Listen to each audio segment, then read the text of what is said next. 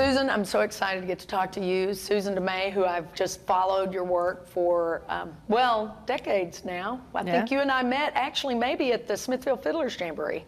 Yeah, that would have been decades ago. Yeah. Because I did it for decades. I know. And you are a clay artist. You're a sole proprietor of an incredible art business.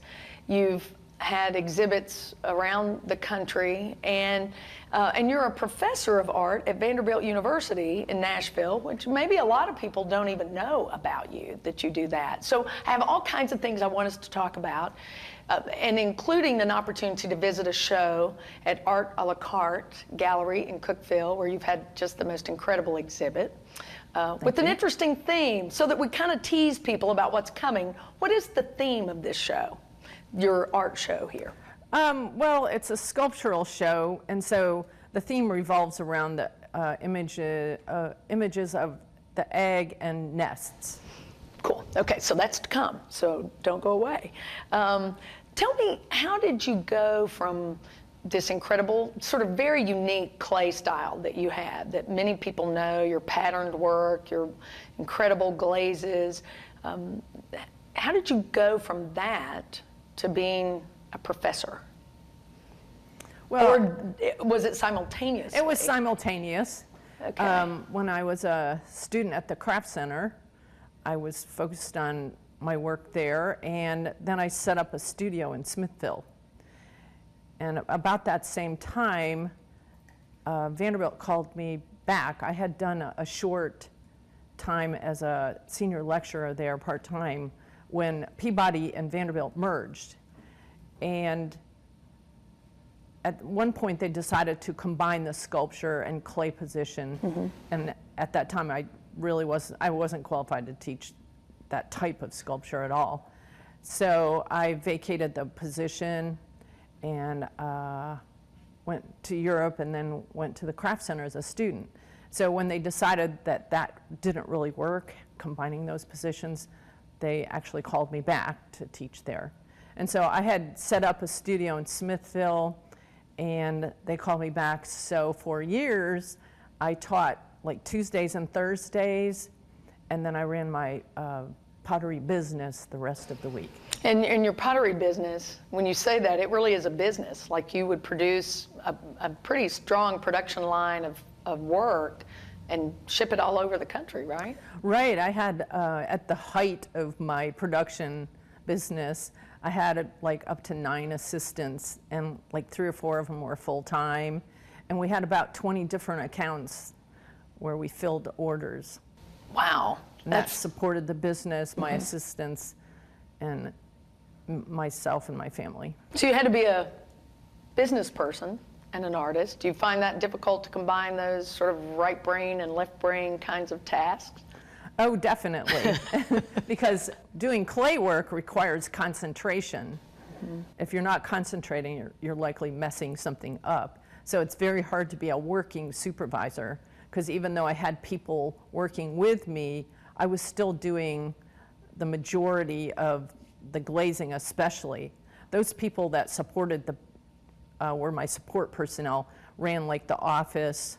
They stickered and priced things and sanded, and they loaded the first firing, the bisque firing. They helped with packing and getting shipments ready. They mixed glazes, they mixed clay. They did cleaning, they rolled out slabs, and I did have piece workers too. So they did a lot of the stuff, but ultimately the glazing came down to me. There were some things like glazing the interior or something that I could have somebody else do. But. Do you, what do you find your inspiration in? I mean, what kinds of things, what kind of music do you listen to? What kind of shows do you watch that inspire your work?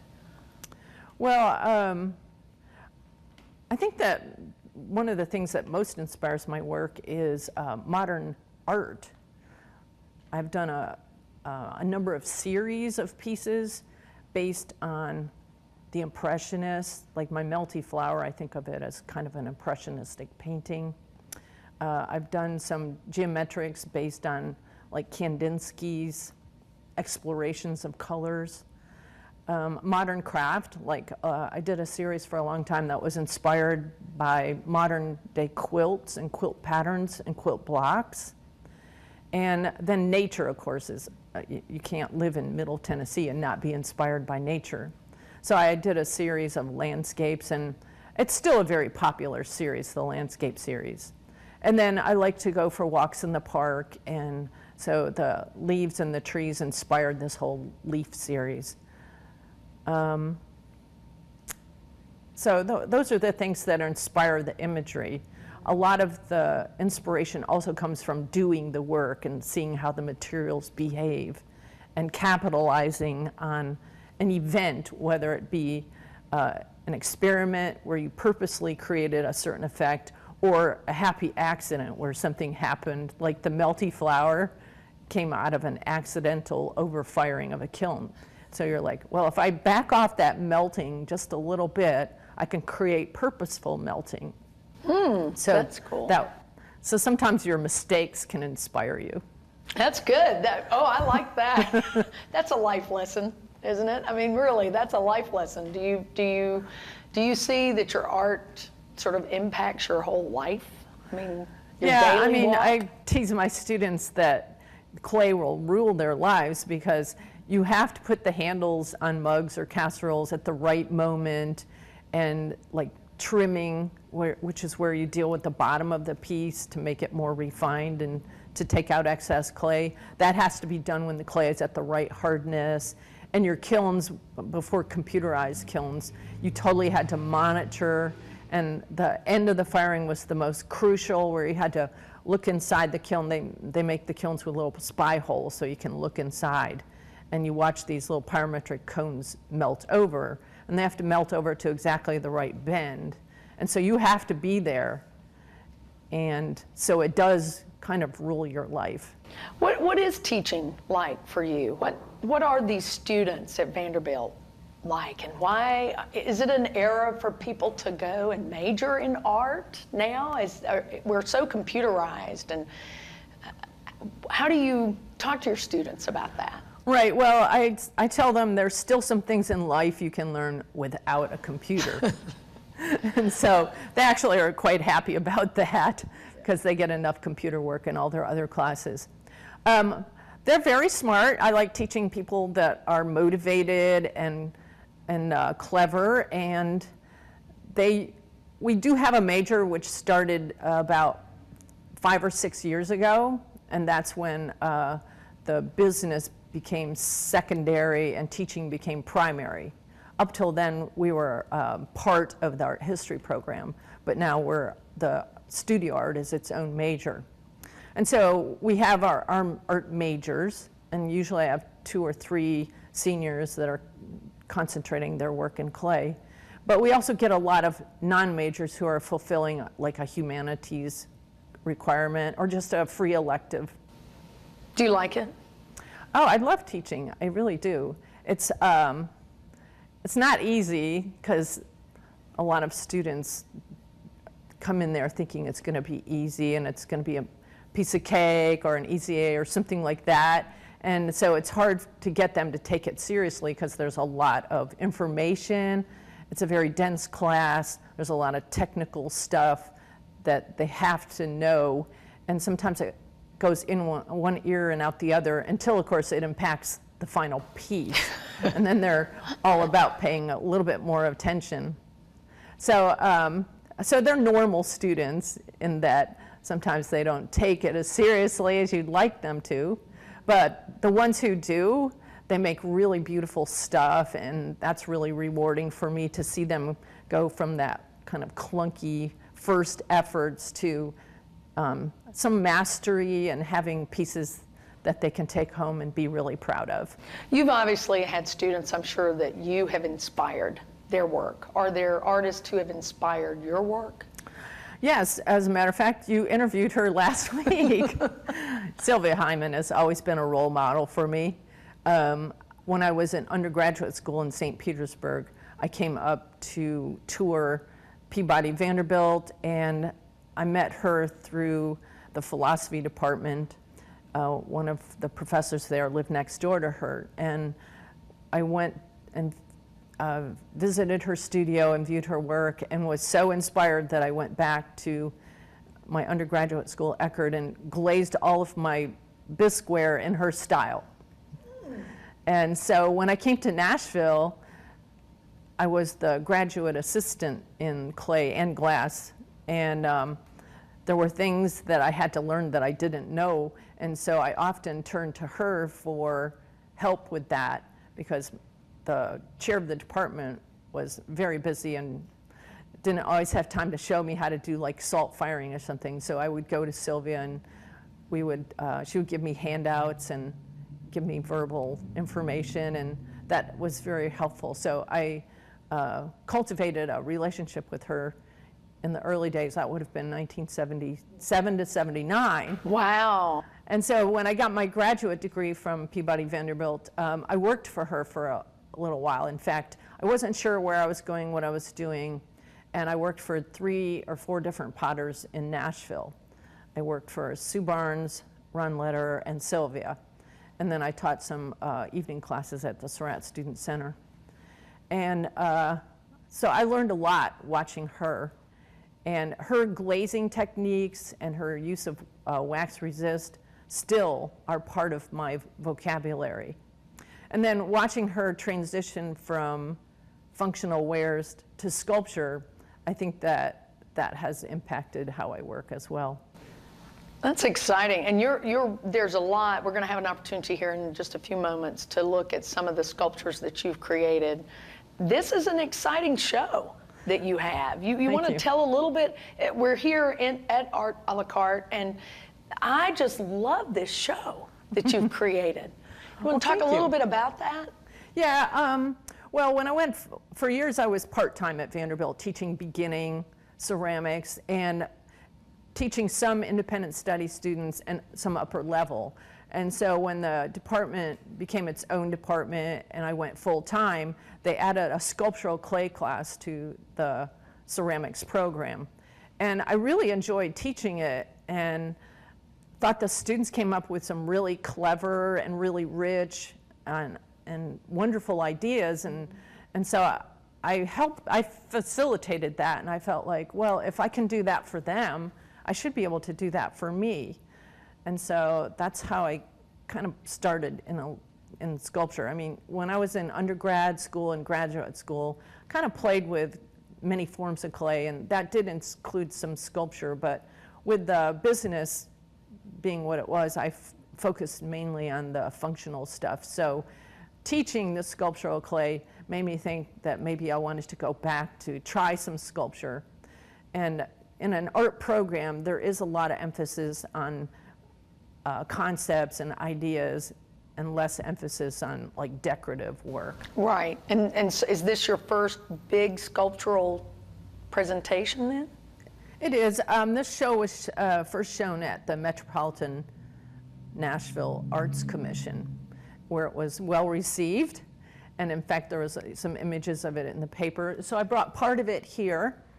And yeah, so it is my first. Will it go on from here to another showing? I don't have anything planned. I'm not sure. Okay. In just a few minutes, just maybe a minute that we have left, where are you from? You didn't grow up in Middle Tennessee. I did not, but I grew up in a place that's very similar to Middle Tennessee. I grew up in the Finger Lakes region of upstate New York. It's also known for its rolling hills and its big lakes. And so I grew up in a very rural area. And I left there because I really didn't like winter all that much. It was 6 months of winter. So when I left upstate New York at 18, I drove all the way to Daytona Beach, Florida. And I said, oh yeah, this is more like it. Yeah. And I ended up in St. Petersburg, which is where I did my undergraduate studies. But after about 5 or 6 years in Florida, I was like, you know, this might be a little too much summer. So you met halfway. That's right. It's true. It's 15 hours to St. Pete, and it's 15 hours to New York. So it does seem like I picked a spot halfway in between the two. But how I ended up in Nashville was because I got a graduate assistantship, and that allowed me to continue my education. And then from Peabody Vanderbilt, I came to the Craft Center, which was newly built in those days. Yeah, and a wonderful, wonderful attribute to our area here. Definitely. Well, I'm excited to see the show, and I'm excited to hear the stories behind some of these pieces of work. Can we go do that? Yeah, sure. All right. Susan, this is great. I mean, look at the incredible work that you have here, incredible sculpted work. Tell us about it. Well, on this one, I kind of have to start from the idea of the vessel and make component parts based on vessel forms. For example, the bedrock foundation of this piece, as it were, is an inverted platter. And I have my leaf impressions in it, so it's sort of like the ground cover. And then this is like a thrown donut. It's hollow, and these scraps have been applied to the surface. The little bird mouths are spouts that have been carved, and then the egg, of course, is a thrown vessel that's been closed. And so, And does it sort of have that landscape glaze look that people know your work from? Right. I guess I'm thinking of like Fabergé eggs when I did that, making an egg decorative. But the concept is about making connections between motherhood and Mother Nature, and how motherhood and mothers are nurturing and Mother Nature is nurturing. And so the mother bird is implied by the egg, and also the nurturing of the baby chicks is suggested. And I grew up in the country, and I always felt that was a very sheltered existence. And so that's how the title came about. I tend to use like puns in my titles. So this one is called Sheltered Existence. So all the series in this series has to do with birds or eggs or? Right, each one has its own story. So the egg is an icon or a symbol for motherhood or fertility or birthing or fragility. Okay. On this one, it has to do more with, the story has to do more with a show I saw on PBS, as a matter of fact. You actually saw it on WCTE, right? I did. It was a story about the dinosaurs and how they were trying to figure out if birds learn to fly from the top down by soaring, or whether they learn to fly by running and taking off. Yeah. And so this is like a dinosaur egg. And then they showed this philology tree, and so that's what the vine symbolizes, the philology tree. And then the different kinds of birds and how they're connected. And then there's the egg in the nest. Oh, I love that. Of course I love that. I had the opportunity at your show, at your opening, to purchase that. So I'm excited. I'm very excited. And that one's called? Family Tree. Family Tree. Isn't that fabulous? Okay, tell us another one. Something here. Well, I work a lot with puns, and as I'm getting older and thinking about retiring, I've been dealing with retirement issues, so it seemed only natural to make a piece based on building the nest egg, because I get a lot of literature that. So since I was in this egg and nest theme, I made this little basket, and these are slip cast eggs with different surfaces, and then I made these colored clay play money. Right. And so I just like it as a visual thing, the contrasting the organic with the more smooth, and the flat patterned with the egg. What are some comments from the show? I think people are confused. Why would I be doing this? And I'm like, well, a lot of people tell me they buy my functional wares, but they never use them because they're too pretty. Oh my gosh. And so I thought, well, why can't you buy sculpture then? Because it's not to be used, and it is pretty, but it adds, there's the extra dimension of having a concept or something interesting to think about. Well, I love it. I love it all, and I use it. Thank you. I use it all. Hey, let's go look at some other pieces that you got over here. Susan, tell us now, what's the story on these? This looks interesting. Well, again, I'm starting from a functional position and trying to create an idea based on that. So this one is called Battered Bowl, because I make a bunch of batter bowls in my shop. And so this one, the story is kind of about domestic life. They're all kind of glazed glued together, which is a little scary for you, I guess. Yeah. But this represents a couple, and this is sort of their home, and the woman is trying to keep things going and make things work, and yet there's this looming knife that has divisive issues and threatens to split the relationship apart. So that's the story on that one. This one is also a functional piece, and it has kind of multiple meanings. It is a functional boat, as it were, so it could be used as a casserole. And so the egg is like if you were making a big souffle in it, and the spoons, these are all made out of clay. I guess that's my influence from Sylvia, who does that trompe-l'oeil stuff. And so the spoons, even though they look wooden, they're made out of clay. And so when I put the egg in there and I saw this boat imagery, I thought the spoons could also symbolize paddles or oars. Right. And so I came up with a very clever title, Eggscursion, because the egg is on a journey. And so sometimes fancy casseroles are inspiration for adventures in cooking. So it has kind of a multiple theme to it. That's a Julia Child kind of thing to do, you know? Yes.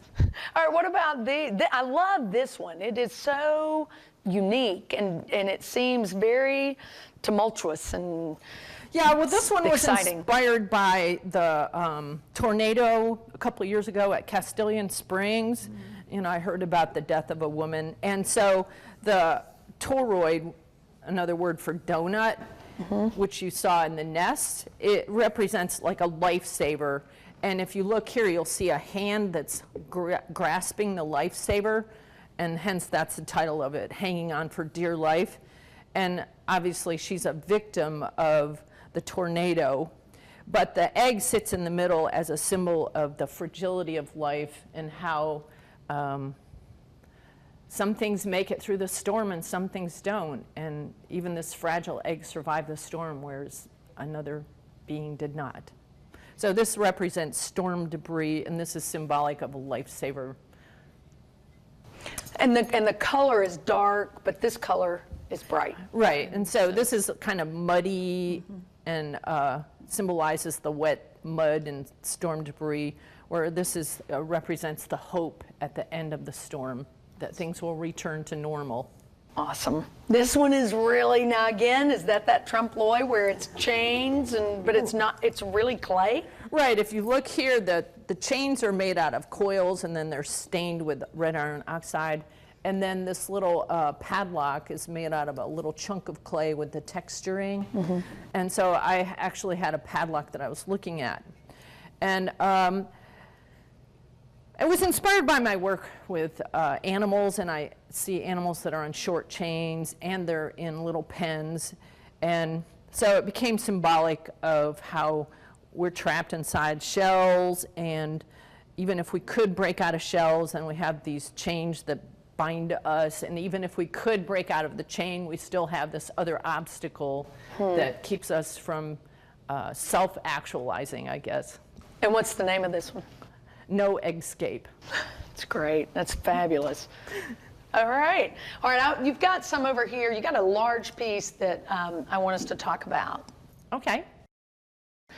Susan, this one is fantastic. It's one of my favorite pieces, and it's one that Arlene Dubois chose to put on the card to publicize your show, right? She's the gallery owner here. Tell us about this. It's fascinating. Well, in my search for images of eggs and nests, I found one on Google that was a fossilized egg and nest.